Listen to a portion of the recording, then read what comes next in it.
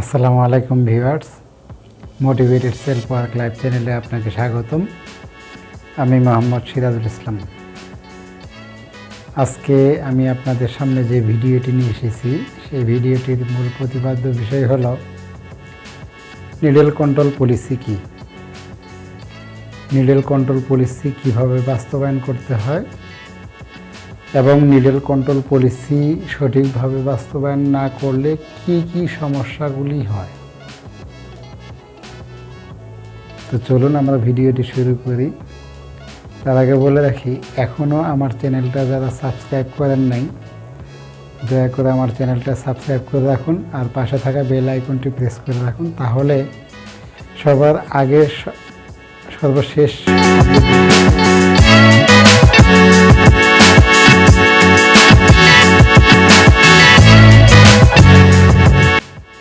তো চলুন আর দেরি না করে আমরা ভিডিওটি শুরু করি। প্রথমে আসি নিডল কন্ট্রোল পলিসি কী।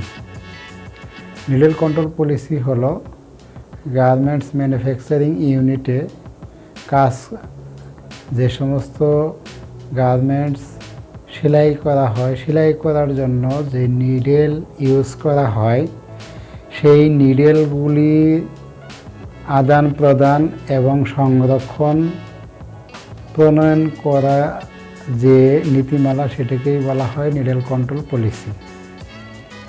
এটি কেন এত গুরুত্বপূর্ণ? নিডল কন্ট্রোল পলিসিটা যেহেতু বায়ারের রিকোয়ারমেন্ট এবং প্রোডাক্ট সেফটি রিলেটেড, এই জন্যই এত বেশি গুরুত্বপূর্ণ। কারণ প্রতিটি বায়ার যখন অর্ডার প্রোভাইড করে, তখন তার প্রোডাক্ট সেফটিটাকে বেশি প্রায়োরিটি দিয়ে থাকে। শুধু তাই নয়, যদি ক্রেতা কর্তৃক প্রোডাক্ট সেফটি ইস্যু নিয়ে কোনো ক্লেম করে, এটা বায়ারের জন্য অনেক বড় একটা ক্ষতির সম্মুখীন হয়ে দাঁড়ায়। এই জন্যই নিডল কন্ট্রোল পলিসিটাকে এত গুরুত্ব দেয়। যদি গুরুত্ব না দেই তাহলে কি সমস্যা হবে? যদি আমরা নিডল কন্ট্রোল পলিসিটাকে কোনো গুরুত্ব না দেই এবং গুরুত্বহীনতার সাথে কাজ করি, তাহলে বায়ার আমাদের কাছ থেকে বিমুখ হয়ে যাবে। অর্থাৎ বায়ার যদি প্রোডাক্ট সেফটির হুমকির সম্মুখীন হন, তাহলে অবশ্যই এটা একদম কমন কথা যে তিনি আর অর্ডার প্রোভাইড করবেন না। আর যদি অর্ডার প্রোভাইড না করেন, বায়ার যদি কাজ না দেন, তাহলে আমরা কি কাজ পাব? তাহলে আমরা আস্তে আস্তে শ্রম বিমুখ হয়ে যাব। এটা আমাদের জন্য বিশাল বড় একটা সমস্যা। এমনি তো আপনারা জানেন যে আমাদের দেশে বেকার সমস্যা, এটা বড় ধরনের একটা সমস্যা। তো তার মধ্যে যাই যতটুকুই যেটা করতেছি, যে জবটাই করতেছি, ছোট হোক বড় হোক যাই হোক, তো এখানেও যদি অর্ডার ক্রাইসিস থাকে, বায়ার যদি কাজ না দেয়, তাহলে আমরা কি করব? এই জন্য এটা খুবই গুরুত্বপূর্ণ। তো চলুন আমরা নিডল কন্ট্রোল পলিসিটাকে কিভাবে বাস্তবায়ন করব।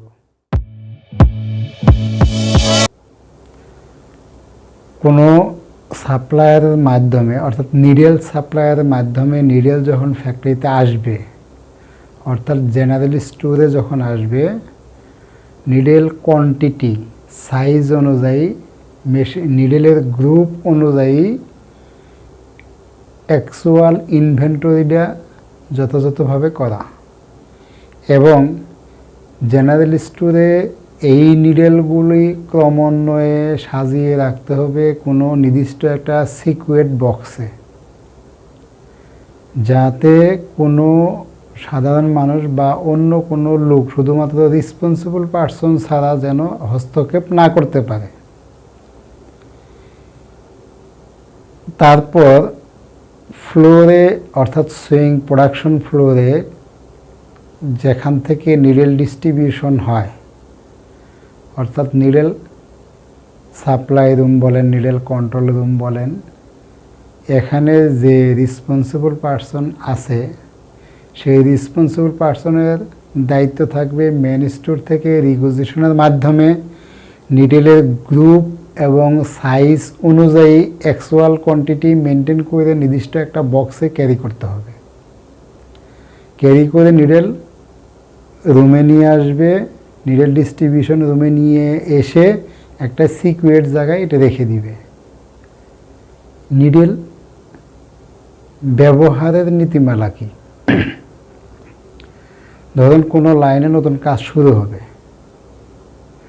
তো আইডিয়াল মেশিনে কখনো নিডেল থাকবে না বা থাকে না, এটা দণ্ডনীয় অপরাধ, কোনোভাবেই রাখা যাবে না। আইডিয়াল মেশিন থেকে কোনো লাইনে মেশিন ঢুকছে কোনো লাইনে নতুন কাজ করার জন্য, তাহলে ওই লাইনের সংশ্লিষ্ট সুপারভাইজার অথবা লাইন চিফ তিনি নিডেল রুমে গিয়ে নির্দিষ্ট রেজিস্টারে তার নাম আইডি নাম্বার লিপিবদ্ধ করে এবং স্বাক্ষর দিয়ে ওই মেশিনের জন্য নিডেল তাকে নিয়ে আসতে হবে, নিয়ে এসে মেশিনে অ্যাটাচ করতে হবে। এখন অপারেটর কাজ করতে গিয়ে যদি নিডেল কোনো কারণে সমস্যা হয়, অর্থাৎ ব্যবহারের উপযোগী না হয়, তাহলে অবশ্যই এই নিডেলটা মেশিন থেকে খুলে নির্দিষ্ট একটা বক্সে করে নিয়ে নিডেল রুমে নিয়ে আসতে হবে। হাতে হাতে কোনোভাবেই নিডেল ক্যারি করা যাবে না। এসে ওই অপারেটরের নাম এবং আইডি নাম্বার দিয়ে স্বাক্ষর দিয়ে নির্দিষ্ট একটি রিপোর্টে ওই অব্যবহৃত বা ব্যবহারের অনুপযোগী নিডেলটি ওই রিপোর্টের সাথে সংযুক্ত করতে হবে, করে অপারেটরের সাইন নিয়ে তারপর নিডেলটা প্রোভাইড করবে নিডেল রেসপন্সিবল পারসন।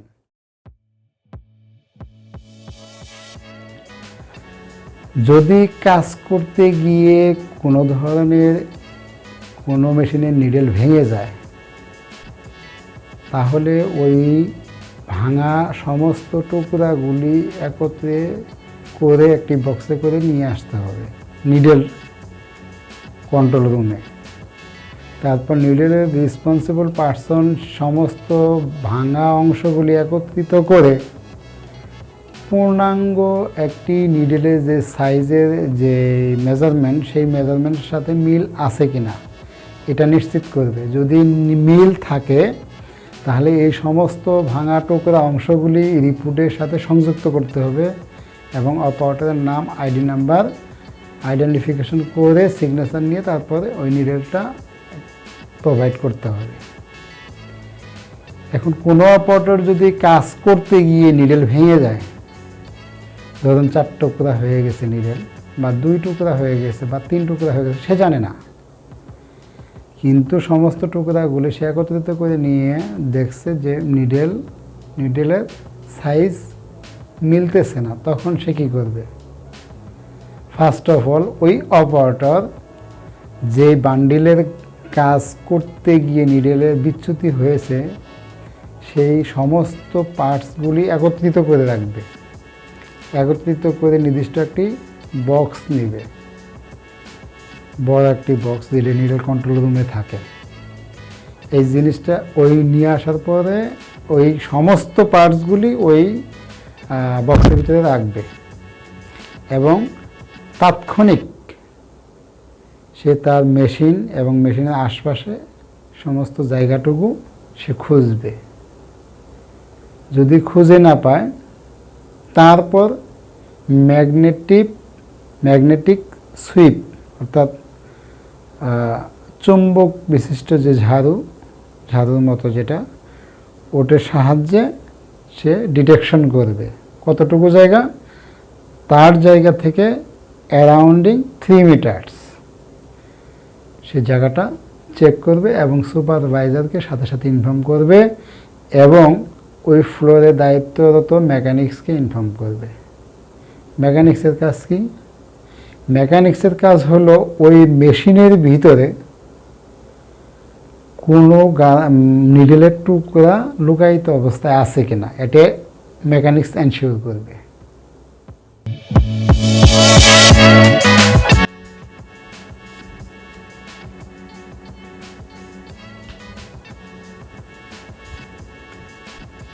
তারপর ওই অপারেটর ওই যে পার্টসগুলি বক্সের ভিতরে রাখছে এই বক্স সহকারে নিয়ে যাবে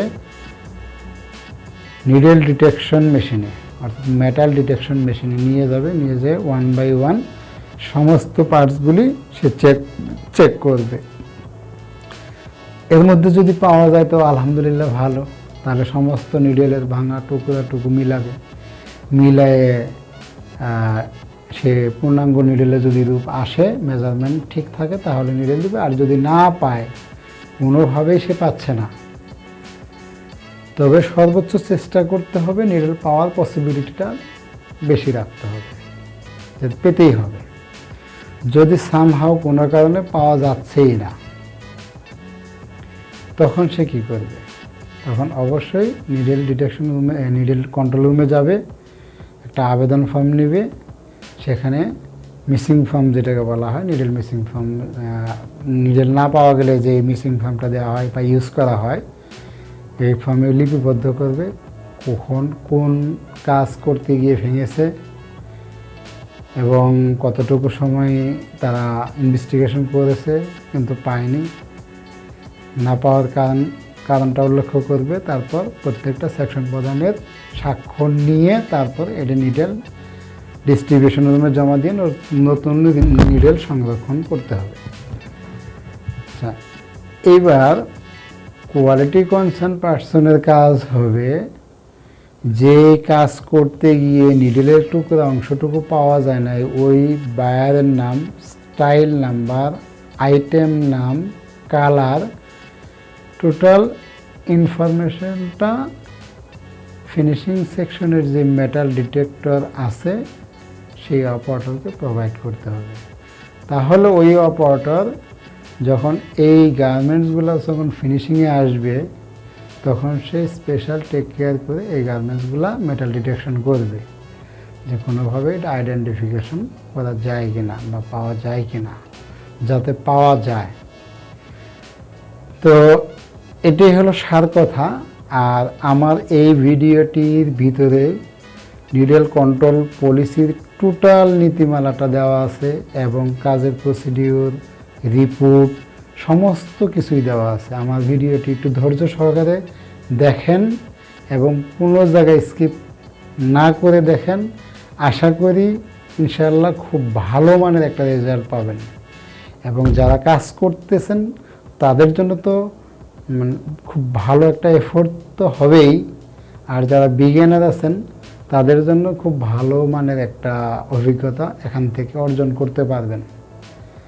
তো আমরা এর পরবর্তীতে ইনশাআল্লাহ নিডেলের সাইজ নিয়ে আমরা কথা বলবো, যে কী ধরনের নিডেল কোন কোন মেশিনে ইউজ করা হয়, কত নাম্বার নিডেল কোন ফেব্রিকের জন্য ইউজ করা হয়, এই জিনিসগুলো নিয়ে আমি পরবর্তী ভিডিওতে আলোচনা করব। এখন যদি আমি আলোচনা করতে যাই আমার ভিডিওটি অনেক লম্বা হয়ে যাবে। তো সাথে থাকার জন্য সকলকে অসংখ্য ধন্যবাদ। আসসালামু আলাইকুম।